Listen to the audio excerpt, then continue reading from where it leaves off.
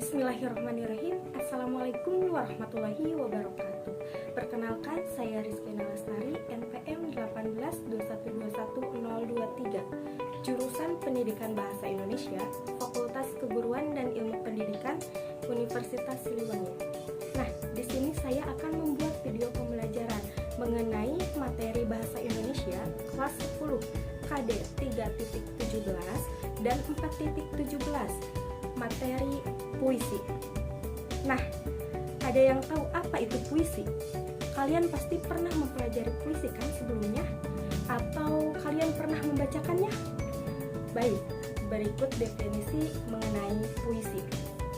Nah, puisi merupakan karya sastra yang menggunakan kata-kata yang indah dan kaya akan makna. Mengapa dikatakan dengan kaya akan makna? Karena di dalam puisi berisi dari baris dan bait. Beda lagi dengan karya sastra yang lainnya, seperti yang ada pada prosa, yang terdiri dari kalimat dan paragraf. Nah, jadi ketika kita sedang membaca puisi, itu berarti kita sedang membaca sebuah kata yang penuh dengan makna atau padat dengan makna.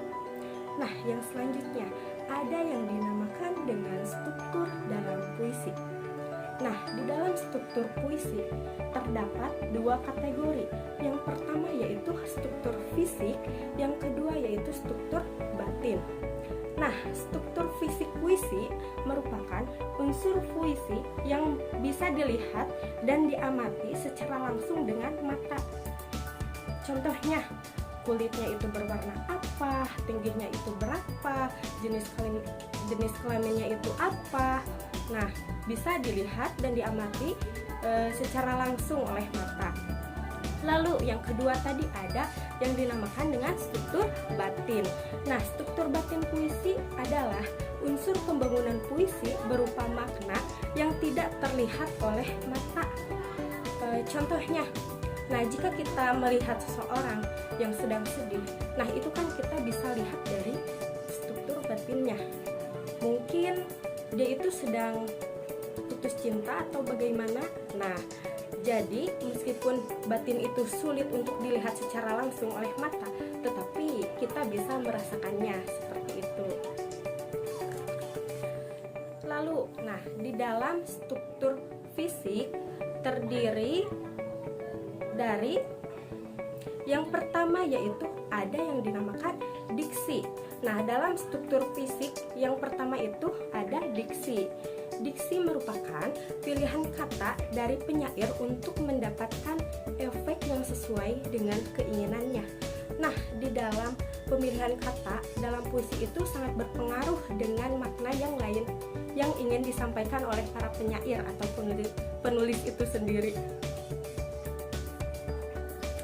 Lalu yang kedua yang ada di dalam struktur fisik itu ada yang namanya imaji atau citraan.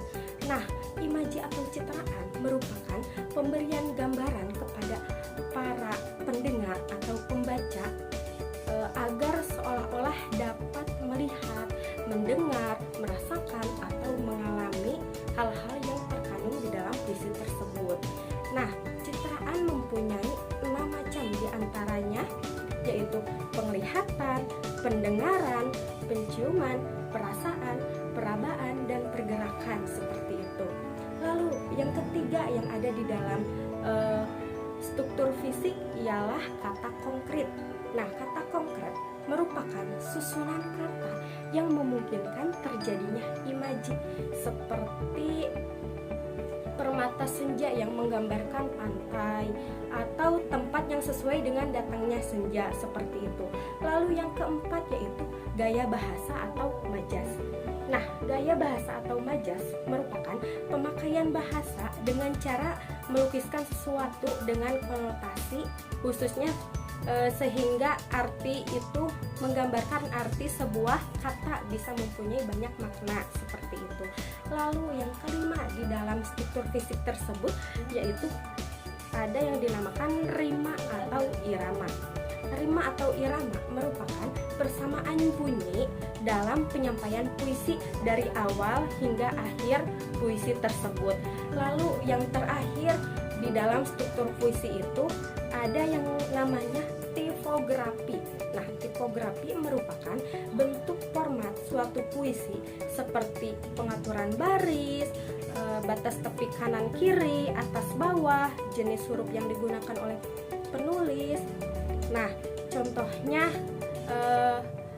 yang ada pada puisi Sutarji Kolujum Bahri yang berjudul Sihka dan Winka. Nah, bisa dilihat dari puisi tersebut bentuk katanya itu zigzag seperti itu. Nah, unsur ini berpengaruh pada pemaknaan dan isi puisi itu sendiri. Nah, yang selanjutnya ada yang namanya struktur batin.